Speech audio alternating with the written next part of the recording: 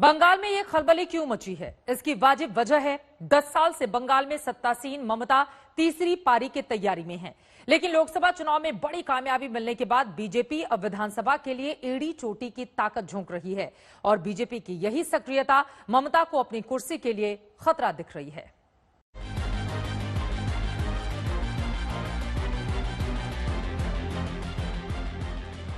यही वो तस्वीर है जिसने बंगाल का सियासी पारा अचानक से बढ़ा दिया था।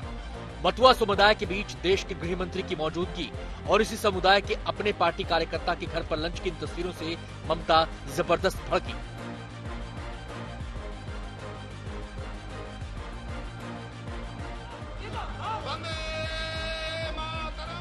सत्ता की दौड़ में एक एक वोट की अहमियत समझने वाली ममता करीब महीने भर बाद खुद मतुआ समुदाय के बीच पहुंची, ये बताने के लिए कि उनकी असली हमदर्द वही है। बीजेपी की नजर तो सिर्फ उनकी वोट पर है। दिखाने के लिए आए थे और खाना बाहर से बना के कोई दलित का घर में जाके उसको कुछ करने नहीं दिया, बाहर से बाम्बन ले गया है, तरकारी काटছে কিন্তু সেই तरकारी खाईनी। मतुआ समुदाय दोनों पार्टियों के लिए इतना अहम क्यों है, ये समझिए। मतुआ समुदाय के लोग बांग्लादेश से आकर बंगाल में बसे। इनकी मुख्य बसाहट उत्तर और दक्षिण 24 परगना जिलों में है। मतुआ समुदाय बंगाल की दूसरी सबसे बड़ी एससी आबादी है। समुदाय की लंबे अरसे से स्थायी नागरिकता की मांग है। सीएए लागू होने से इनकी नागरिकता की मांग पूरी हो सकती है। प्रधानमंत्री जी ने खुद ने जिम्मेदारी ली है, गृह मंत्री जी ने खुद ने जिम्मेदारी ली है और एक बिल पारित कर दिया। सबसे बड़ा काम ये है, तो जब बिल पारित हो गया तो उसको एग्जीक्यूट करना है ना, बस एग्जीक्यूट करना तो हो जाएगा। वो तो होगा ही, टाइम लगा, चुनाव से पहले होगा ही। चुनाव से इसको मत जोड़िए।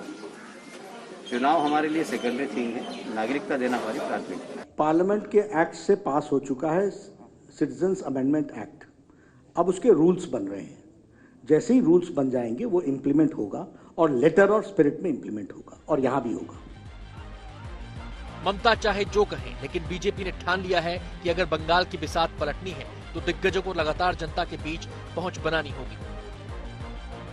5 नवंबर को अमित शाह के दौरे से इस अभियान की शुरुआत हुई। अगले महीने पार्टी अध्यक्ष जेपी नड्डा बंगाल पहुंचे और अब इसी महीने 19 तारीख को अमित शाह फिर से बंगाल जाने की तैयारी में है।